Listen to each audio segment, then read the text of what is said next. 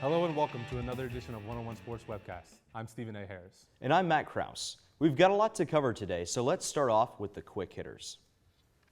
Calvin Johnson, aka Megatron, had an unbelievable performance this past Sunday, racking up 329 yards in a win against the Cowboys, falling just 7 yards short of the previous record set in 1989.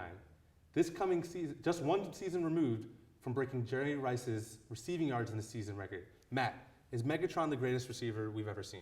No, absolutely not. Just because he had a bunch of yards against Dallas, a mediocre at best defense, does not make him the instant greatest receiver of all time. And he had one good season last year. Steven, can you name any other wide receivers on the Detroit Lions? No, you can't. Is Burleson still there? He still is, but he's hurt. Ooh. Calvin Johnson is the only target of Matt Stafford. Exactly. So look at it this way. He doesn't have any competition. He's getting all the balls there in Detroit. Detroit's a mediocre team. They've had one playoff appearance under him. Jerry Rice was a winner.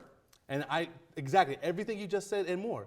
He is getting all these receiving yards. I think the potential is there, but all it is right now is just receiving yards. Jerry Rice did it all. He had the touchdowns, the receiving yards, the receptions. He had it all. He has 208 career touchdowns. Calvin Johnson, he had 5 last season. He's on a good mark for this season. But he just gets a lot of yards. His career is still young. Exactly. He really only broke out in the 2010 season. Jerry Rice kept up that success for almost 20 years of NFL football, which is an amazing feat. Exactly. Incredible. The World Series isn't over just yet, but there are still plenty of teams making off-season splashes in preparation for 2014. One of those teams was the Washington Nationals, who hired Matt Williams, the former third base coach for the Arizona Diamondbacks, as manager of the club. Stephen, was this a good move or a bad move for the Nationals? Since Davey Johnson retired, I guess it's a good move because it wasn't like they were, okay, goodbye, Davey Johnson, come on in. So I'll call it an okay move. I have to see a little bit more. I never really hear anything special about Matt Williams, so I'm going to call it an okay move. As a die-hard Washington Nationals fan, I must say that I'm a little bit skeptical about this. Matt Williams has never had any managerial experience, and he was brought in by Mike Rizzo because they're old buddies from his time in Arizona.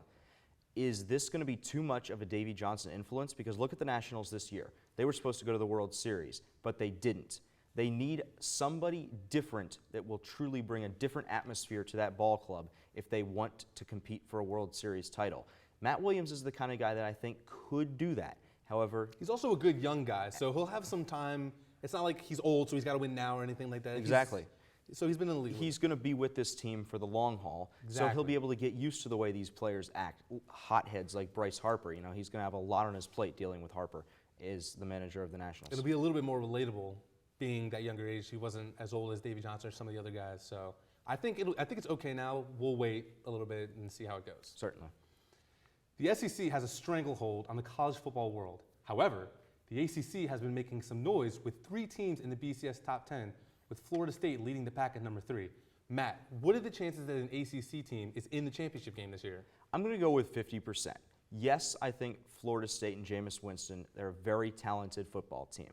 However, you still have teams outside of the ACC, such as Oregon and Ohio State, that could be there and get that chance to play Alabama. Because let's face it, Alabama's not going to lose. They're going to be one of the 2 teams in that national championship game. So then you've got only one more other spot. And look at the way Oregon beat down UCLA last week, another very top, solid football team. I'll give you that. And they still have to play Stanford. So if Oregon gets that, it's another signature win. They should cement themselves at number 2. Even if Florida State hangs on as an undefeated team, they still have a tough schedule left to go. Their last game is on the road in the swamp against Florida. I'm going to give it 75% because I want to see how Oregon does in that Stanford game, because Florida State romped Clemson, and I thought that was a pretty impressive win, especially considering they were the lower seed in that game. I don't really think Ohio State has it. We said it. All said either. Their schedule's kind of soft. They're in a very weak conference. Big Ten's way down this year. So for me, it's between Oregon and FSU. I think if Oregon loses to Stanford, Florida State's got it the rest of the way. I think they coast in.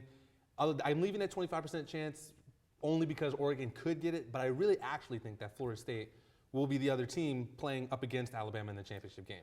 It will be certainly interesting to check it out as it goes down the stretch. I do think that Florida State is not really up to the par of Alabama, while Oregon has the better shot at beating them. So Either way, they both deserve it.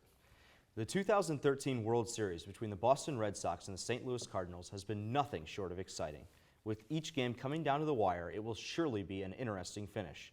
The Red Sox lead the Cardinals 3-2 as we head to Game 6. Steven, which has been your favorite game of this series so far? Well, when I watch the games, these big games, the World Series, the Finals, the Super Bowl, I love drama. And Game 3 ended on one of the biggest dramatic notes we've seen. That weird, it was technically a correct call, but it was still a very weird obstruction call. Still, but I loved it. Game officiating was involved. I'm not much of a fan of these big games, national spotlight. This is baseball's chance to shine. It's on the decline in terms of TV ratings. Everyone's watching, and all of a sudden, an umpire gets involved. That's why that'll make people watch in the future because they'll be like, will the screw up again?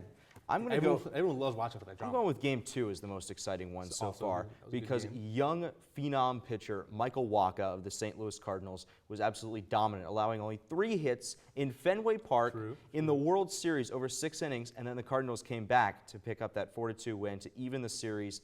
Who knows if the series would even be going back to Fenway if the Red Sox had won that Game 2. Game 2 is a fun game, if nothing else, just for the presence of Michael Wacha, this year's breakout October star. And the nice part is that we get to see him again pitching tomorrow night back in Boston. So let's see what he can do it again. Should be very exciting. That's all that we have for you for this block of One-on-One Sports Webcast. But stick around as Matt sits down with our baseball experts to discuss some World Series. You won't want to miss this.